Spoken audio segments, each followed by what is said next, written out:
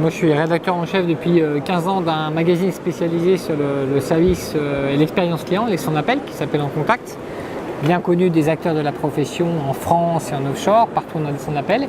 On élargit un peu le spectre des contenus et des sujets qu'on traite à un sujet clé qui est l'expérience client, qui est à la fois un concept marketing et quelque chose de très concret. Et qui en fait qui coïncide avec une problématique très très simple, notamment dans les magasins. Pourquoi et comment on fait revenir des gens dans les magasins, pourquoi ils vont acheter alors qu'ils pourraient acheter sur le web, et quels sont tous les éléments qui vont contribuer à ce qu'on les ramène, à ce que l'expérience d'achat soit bonne, fluide, et qu'on les connaisse mieux et qu'on personnalise. Donc c'est un enjeu énorme pour des petits commerçants comme des gros, encore plus dans un contexte où des gens comme Amazon, Apple ou H&M ou d'autres ont mis la barre très très haut.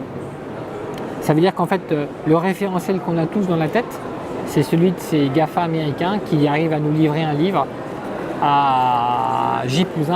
Et moi qui suis un ancien libraire, je pense que c'est une transformation phénoménale, à la fois passionnante, angoissante.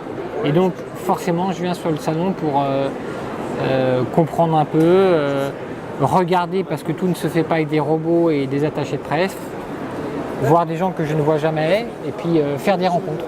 Déjà, là, je suis allé voir très concrètement, par exemple, un acteur que je connaissais qui s'appelle Sendinblue, qui est une société de marketing automation qu'on utilise nous-mêmes, qu'on avait identifié il y a 3-4 ans comme un des futurs leaders de ce marché. Donc je suis venu les voir, et puis j'étais content d'apprendre qu'ils ont levé 30 millions d'euros il y a 3-4 jours. Donc c'est bien, ça prouve aussi qu'en tant qu'éditeur et journaliste spécialisé, en faisant de la veille et du fact-checking, on arrive parfois à identifier avant les autres ceux qui vont vraiment disrupter. J'ai peut-être une remarque, mais elle sera contredite peut-être dans 2 heures.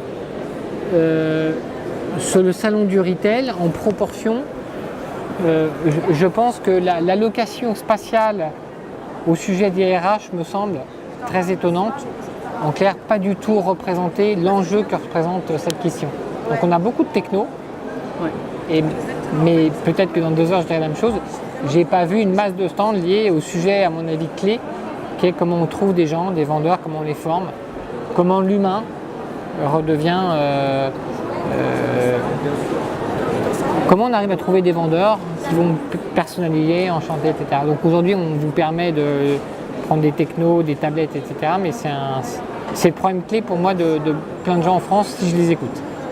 La réalité, alors elle n'est peut-être pas tout à fait objective, celle que je rencontre quand j'interviewe des patrons de réseaux de magasins, des entrepreneurs, ils me disent en fait on arrive à peu près à tout résoudre, on comprend les enjeux, on peut acheter une techno, on a du retard. Aujourd'hui, la difficulté en France, c'est la difficulté à trouver un vendeur, un guide de musée, un livreur qui va participer, contribuer à l'expérience client, ne pas la détruire. C'est aussi la difficulté quand on les trouve de les conserver.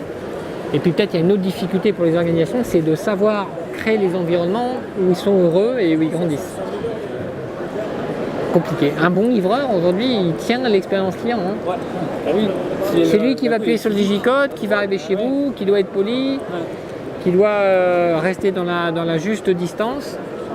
Le livreur, moi j'écrivais il y a des années, je me rappelle, j'avais fait un billet à la radio, le coursier en Kimco, pour moi c'est l'étape ultime de l'expérience client, quoi, pareil.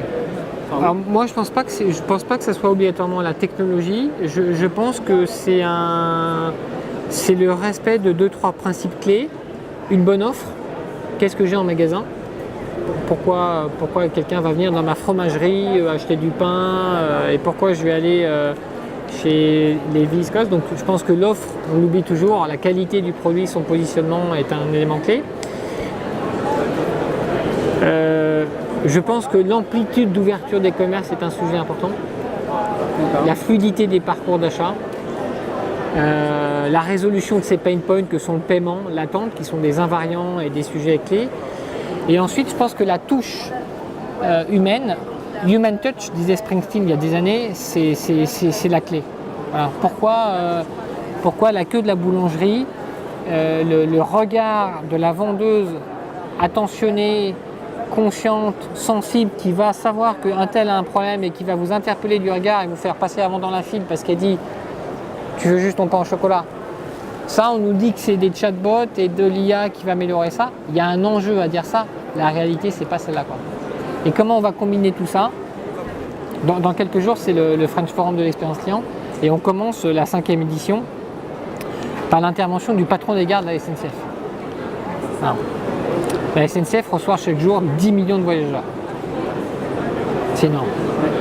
Quand on est dans une gare, celui qui va contribuer à l'expérience client, c'est l'aménagement de la gare, c'est la propreté, l'agent de sécurité, l'information des voyageurs, le piano en gare. Donc c'est une complexité industrielle et donc la question ne se pose pas pour eux de la même façon que pour le commerçant de quartier.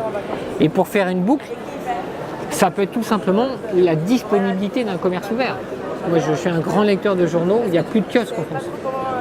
Donc c'est-à-dire qu'aujourd'hui, si je fais des bons produits mais qu'il n'y a plus de magasins, donc on est tous les deux, on s'est tous les deux connus en Haute-Savoie, quand on va dans la vallée de la Maurienne et qu'on voit des villes entières où il n'y a plus de commerce et plus de centre-ville, c'est une question, c'est-à-dire que c'est très bien, mais on est en train de découvrir que le commerce il a une fonction sociale qu'il va falloir peut-être prendre en compte, de la même façon que le paysan, et il a une fonction d'aménagement du territoire, de nettoyage, etc.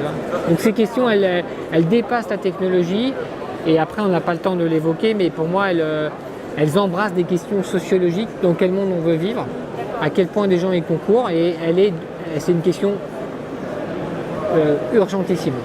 Voilà.